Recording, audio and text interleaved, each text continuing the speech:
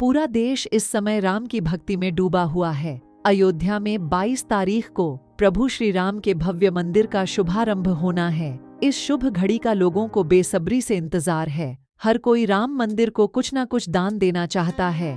कहते हैं कि राम की भक्ति, राम की महिमा अपरंपार है। राम नाम अनूठा है। राम के नाम से तो पत्थर भी पानी में तैर उठते हैं। कुछ ऐसी ही महिमा भगवान प्रभु श्री राम की ग्वालियर के राष्ट्रपति से सम्मानित प्रसिद्ध शिल्पकार दीपक विश्वकर्मा पर हुई है। उनकी पत्थर की यह नव, जिसमें भगवान श्री राम, उनके भाई लक्ष्मण और माता सीता जी सवार है। इस नाव को नाविक पतवार से चला रहा है। यह पत्थर की नाव पानी में ऐसे चलती है जैसे कागज या लकड़ी की हो। दीपक इस अनूठी कलाकृति को अयोध्या में भगवान श्री राम के मंदिर को भेंट करना चाहते हैं। उन्होंने ट्वीट कर उत्तर प्रदेश के मुख्यमंत्री योगी आदित्यनाथ से भी गुहार लगाई है।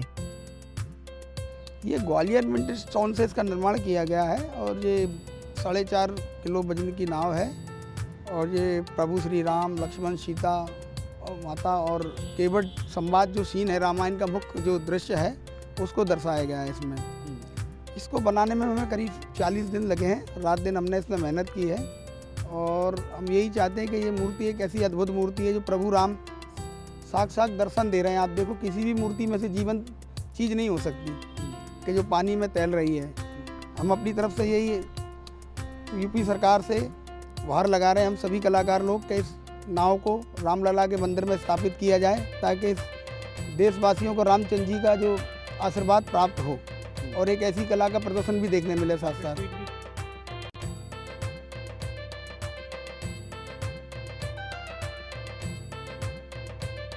राम कृपा से दीपक ने ग्वालियर मिंट पत्थर पर गजब की और अनोखी शिल्पकारी कर 4.5 किलो वजनी एक पत्थर की नाव तैयार की है। इस नाव को देखकर रामायण के केवट संवाद की झलकियां हमारी निगाहों में चित्रित हो उठती हैं। ग्वालियर मिंट पत्थर पर बनी इस नाव में बैठे भगवान श्री राम और केवट के बीच हुए संवाद को प्रस्तुत किया गया है। इस अद्भुत नाव को पानी में तैरते हुए देख आप भी आश्चर्य में पड़ जाएंगे। दीपक ने इसे बनाने में बड़ी मेहनत की है। दीपक कहते हैं कि राम भगवान की कृपा से ही उन्होंने इस तरह की नाव तैयार की है जो पूरी तरह पत्थर की है। इसका वजन भी लगभग 4-23 किलो है।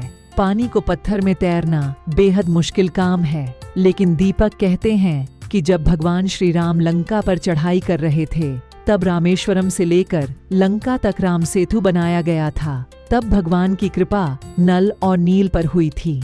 उन्होंने पत्थरों से समंदर में राम सेतु का निर्माण कर दिया था। उन्हीं की कृपा से पत्थर पानी में तैरने लगे थे। मैं भी जब इस नाव को बना रहा था तब भगवान श्री राम का आशीर्वाद लिया था। उनका आशीर्वाद मिला तो मैं ऐसी अनोखी नाव तैयार कर पाया जो पूरी तरह पत्थर की है। मैं चाहता हूँ कि यह अनोखी नाव 22 तारीख से पहले अयोध्या पहुँच जाए और भगवान श्री राम के मंदिर की शोभा बढ़ाएं। हाँ, मैंने उत्तर प्रदेश सरकार को ट्वीट भी किया है और मैं पूरी कोशिश कर रहा हूँ जहाँ तक मेरा संपर्क हो जाए, कहीं से भी कैसे भी संपर्क हो, तो ये जो तारीख पे 22 जनवरी को जो अनावरण मंदिर का हो रहा है उस समय पे ये मूर्ति वहाँ उपलब्ध हो और हमेशा के लिए मैं इसको वहाँ के लिए डिस्प्ले के लिए अपनी तरफ से भेंट करना चाहता हूँ राम जी की, प्रभु की। देखा जाए टेक्निक में तो राम का आशीर्वाद ही है। ये राम का आशीर्वाद है। बिना राम के आशीर्वाद के ऐसा तरीके से जो काम करना और ये पूरा एक श्रद्धा से काम किया है। जब भी मैंने काम किया तो इनका हाथ जोड़ के प्रार्थना करके ही मैंने ये काम किया है। तो इसलिए राम प्रभु जी का और विश्वकर्मा भगवान का आशीर्वाद है कि नाव हम बना पाए। और बनाना तो एक आसान चीज़ थी, पानी में तैला पाए।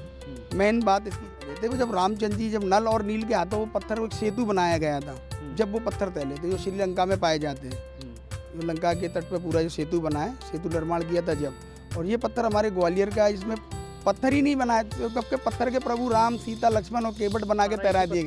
सब कुछ एक ही पत्थर में बना के तैराया गया। ये ग्वालियर मिंट पत्थर है। कहाँ उपलब्ध रहता है? ये अपने पलावली मितावली में जो सनीचरा बेल्ट है मुरैना के जिले में, वहाँ उपलब्ध होता है ये पत्थर।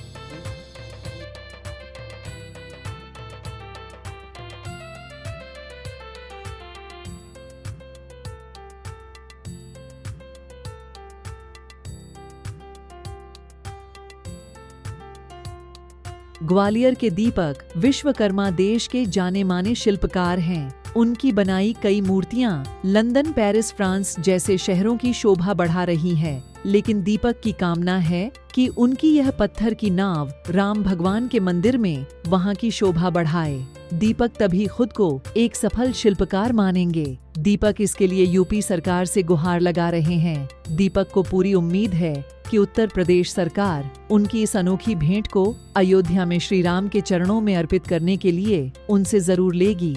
वाकई दीपक की यह पत्थर की नाव बेहद एंटीक है। यह करिश्मा तो राम के आशीर्वाद से ही पूरा हो सकता है। राम नाम से ही पत्थर पानी में तैराने की कोई हिम्मत कर सकता है।